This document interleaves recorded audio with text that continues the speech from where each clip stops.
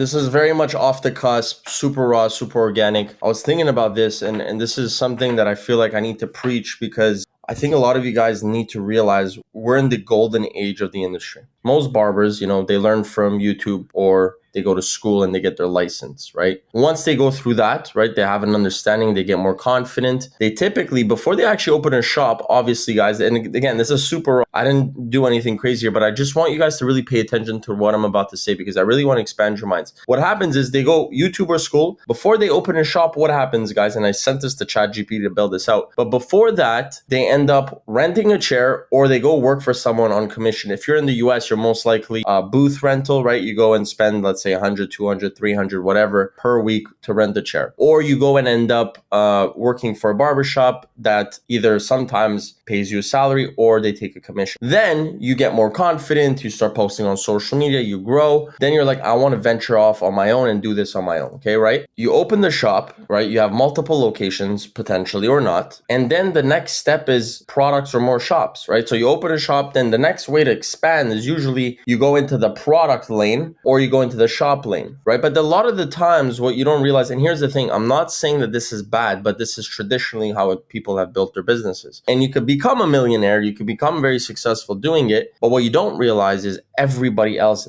does the same exact step. A lot of you guys, tell me if you feel this way, but I'm on calls all day. A lot of you guys actually struggle on opening more shops because you can't get the first one to be fully fulfilled. And the reason why is because you struggle on finding barbers, you struggle on getting clients maybe, but you're not able to get past that one location. And maybe you have 2 or 3, but then you're still limited on being local. You're not able to, you go on Instagram, you see all these people traveling, you see all these barbers traveling, like, well, how the hell do these people do it? Well, this is the new version in my opinion, and it's been around for a while, but it's mostly been in Europe, and now we're noticing a lot more people doing it now in the US and in North America. And what it is some of these guys either learn from online education. So the journey, right? What do we say? Traditionally, YouTube, or you go to barber school. Then you go and you follow this step of working for someone, opening a shop, and then kind of staying in that lane. If you're a precision-based barber, well, you're most likely going to learn from online education, or you're going to go to seminars. Seminars, what I mean by seminars is in-person classes. You either around the world, or if you could find, but that's the issue, if you could find someone that you very much value or you trust or that has credibility, you go in person and you learn from them. But this is where everything expands, where you have the opportunity to really not just limit yourself locally, but potentially be worldwide, okay? And this is how much this benefits this version as well. Like what you don't realize is being this version, which is a precision-based barber, also expands so much on this. Like it's fuel to this style of barber. So what do I mean by that, right? So you go and you take online education, you get some knowledge, you start getting inspired, and you start using these new habits. A lot of people that are traditional barbers, they have these old habits, clipper over comb, clipper straight into the head, right? But if you start learning precision-based cutting, you stick to that lane, you just keep expanding on that understanding. You're not going to go back into traditional barbering. Traditional barbers scale to precision-based barbers. Precision-based barbers don't scale back. You don't go from precision to traditional. It makes no sense. You don't go from having more tools to having less, right? So what happens is if you're a precision-based barber, you learn through online education or seminars, in-person seminars. You then go, potentially now you have the ability, because you've been able to showcase your skills, you go either work for someone, right? You do the booth rental, or you go to the studio route, right? Because now you could cater to a larger market. You could take a bit of a risk of going into a studio, but then you could go into the route of potentially opening a barbershop, right? So everything still remains the same. Like I said, you have more tools in your arsenal. You could then open an academy. You could then do private sponsorship. You could get private sponsorships. You could build an education team, right? You could build an online academy. You could get into that world because you stand out from the competition. Sponsorships will happen once the sponsors realize that barber is different from everybody else, especially in North America. What you guys don't realize, I preach this all the time, there's such a massive gap in the industry still. There's still such a massive gap in the industry because think of how many barbers are still in the US and think about how many precision-based barbers there really is compared to the amount of barbers in the US. And even if, let's say today, I turned 1,000, let's just say 1,000, maybe even 5,000. If I took today, I gave 5,000 people the power of becoming the best precision-based cutters. There's still such an increased demand of these types of barbers wanting to be there. And there's still not enough. Even if 5,000 barbers got really good with precision-based cutting, there's still not enough. So that's why I think and here's the craziest thing, it's still a sellable business. Sorry about the mishap on the actual actual grammar on the word. But like I said, this is very much off the cusp, and I really it's just, something that I'm really like touched by, and something I want to preach, because it becomes a sellable business. This is the craziest thing. I'm gonna blow your minds right now. Why does it become a sellable business and it's a lot easier to sell? Not that this isn't, by the way. You could scale barbershops and sell the business, but it becomes such an easier way to scale businesses, and it becomes a way more valued business. It becomes an enterprise because you are casting a larger net, guys. This is what you don't understand. You have verticals now in your business. Okay, so example, let's say you do this, you become really good at precision-based cutting, you open a shop, and I'm thinking to myself, what did I do? You open a shop, then you open an academy. Okay, that's a vertical into the business. It's the same thing. You're just opening an academy. That means you're teaching people in that same lane. Okay, then you go into online education. Cool, you just built another vertical. Okay, then you go into products. Okay, then you go into coaching. Then you also have sponsorships, right? Then you have an education team. Like, then you're casting such a larger net. So when you want to sell the business, they're going to be able to evaluate the business at such a larger amount. And usually, like, just to give you an example, I don't want to go too fancy, but let's say you have a business that's a online product. Let's say like just actual products, hair products. If they're seeing a consistent, like if let's say you have a subscription-based model where every month someone's getting product shipped to their house, right? And let's say you have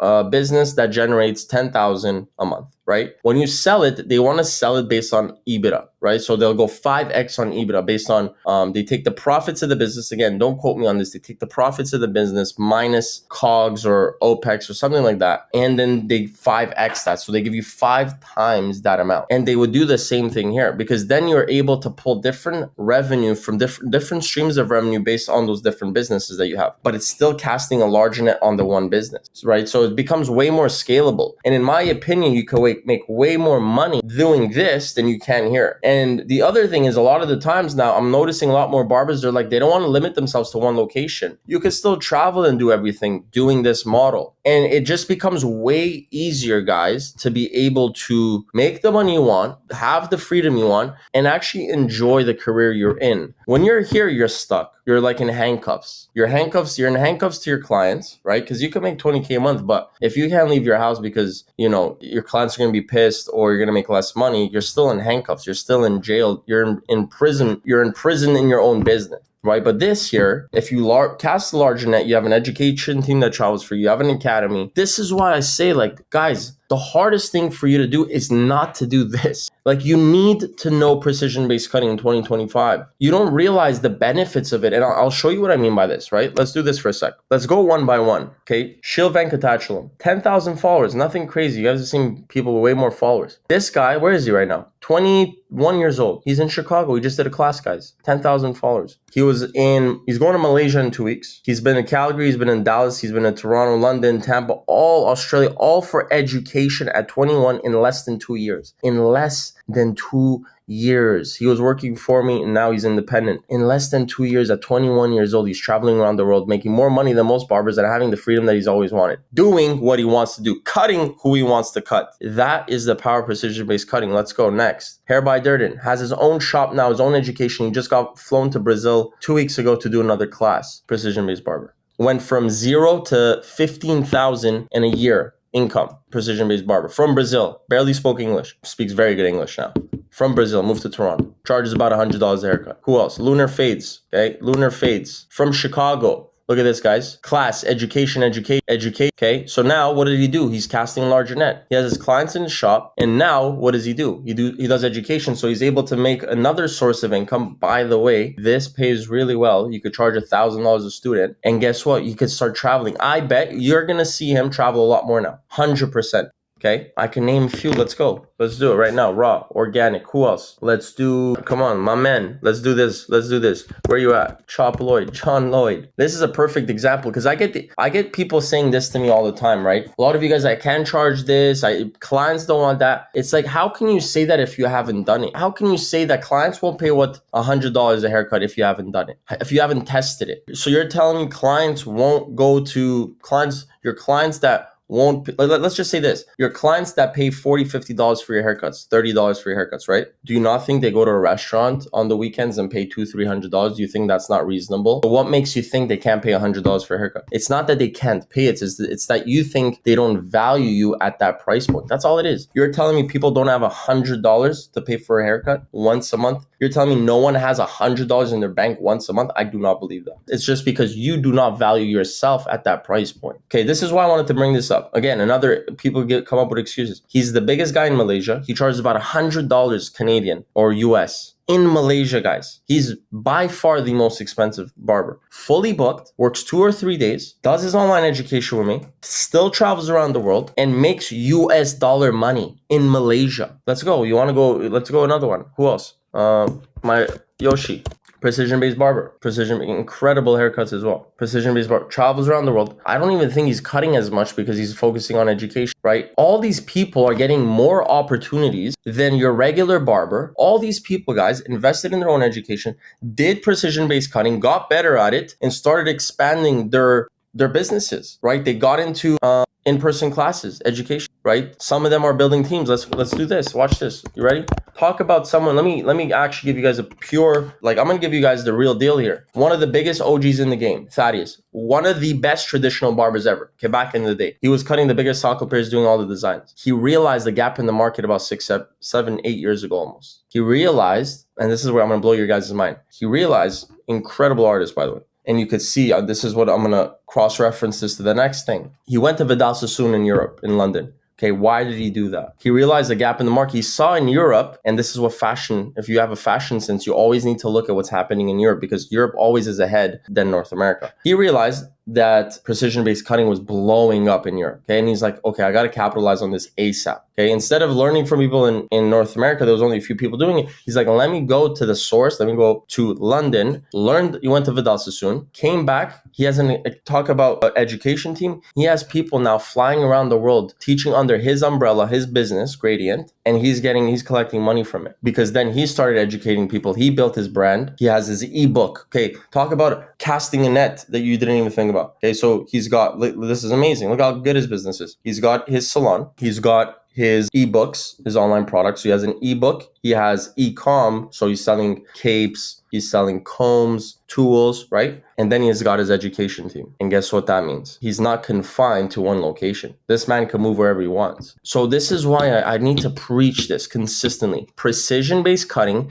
is, in my opinion, one of the best, if not the only ways right now in 2025 to grow because you have so many more options. And a lot of you guys, when you come to me, you're saying you want financial freedom. You're saying you want location freedom. You will not be able to get that as a traditional barber that just knows how to fade. We are way, way, way past that now, guys. And I'm telling you, if you apply this and you learn this and you realize now sooner than later, you'll be ahead of the game. But I will tell you this much, your next door neighbor, okay, the guys that maybe you think are in competition, if they are aware of this and they start learning this and they start applying this, they will be miles ahead of you. And by the time you know it, it's too late because the whole market has already adapted to it. So if you cut traditionally, you need to adapt now. And I'm very passionate about this because I still think, guys, we're not there yet in North America, right? I still think there's such a big opportunity in the US to be able to get to that level, right? And the rest of the world, right? Even in parts of Europe, but I think Europe is a little bit more advanced. But definitely in the US, there's such a massive opportunity.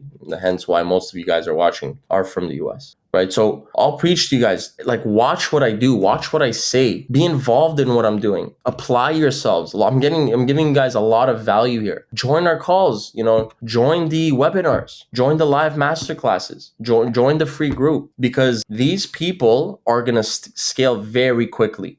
Because here's the thing, the market's going to expand. It's going to keep growing this way. And they're just going to be jet fuel underneath it. They're just going to go with the market. And once the market gets to a point where it's recognized because it's not there yet, everyone's business is going to 10x. And like I said, way more of a sellable business. If he keeps just doing consistently what he's doing, he could sell his business because there's so many verticals in his business. He's got his ebook, he's got his products, he's got his education team, and he's got his salon. Which none of them rely on him. Maybe they do now for his branding, but eventually his education team could just run this stuff for him, right? So I hope that helps. I hope that expands your mind. But if you're thinking you're a barber working for a barber shop now and you're thinking, I'm going to go open a shop, the reason you're going to struggle, a lot of you guys struggle, if you're a barber shop owner and you can't find barbers, this is 1000% why. Because you're not providing enough value for barbers to come work for you. You think having a nice space is enough and having good culture. It's not. Barbers, there's 2 reasons why they come and work for you. Okay, growth and money, right? So how are you going to get money if you can't expand on your clientele? If you can't cast a wider net to be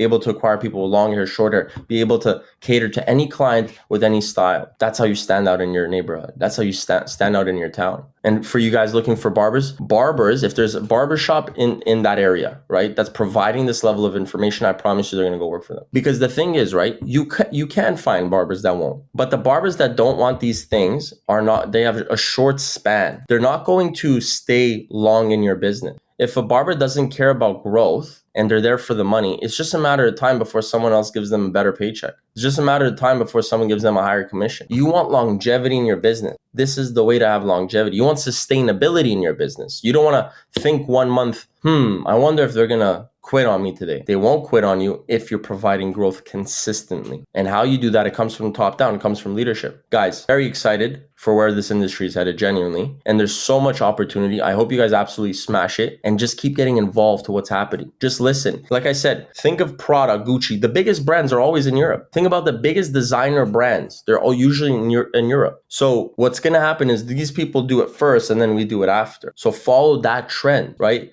Clients and men now want different styles. And now the product, meaning your haircuts, the quality of a haircut, it's very obvious who's good and who's not. Because the good barbers are able to do really good fades and they're also able to do scissor work and haircuts. So like scissor work haircuts, that means long length. So the client, and if they could even break down a consultation and you could see precision through the technique, the clients are going to rather go to them than a barber that just knows how to fade. Again, I'm going to repeat myself. Just because you cut traditionally does not mean that you can grow. But if you want things to be easier in all these aspects of where you want your future and your life to be, a lot of you guys want to open a shop. I promise you, please listen to me. It's going to be way harder for you guys to open a business and keep barbers and find barbers if you don't provide growth and education. If you think you're just a good fader and that's enough, you're going to have a very rude awakening. Barbers want to learn precision-based cutting, and if they don't know it yet, very soon and eventually they will, because the market is growing. The human nature is growth. So barbers want to know more than what they already know. And if they're doing fading, they're getting bored of fades, they're going to eventually expand to the scissor work. So this is the natural progression. You either adapt or you fall off and die, genuinely. So I hope you guys enjoyed it. I actually really found a lot of passion through this. I wanted to make this last minute. Again, nothing crazy, no fancy, no crazy editing, and just pure love. Appreciate it, guys. I'll catch you guys on the next one.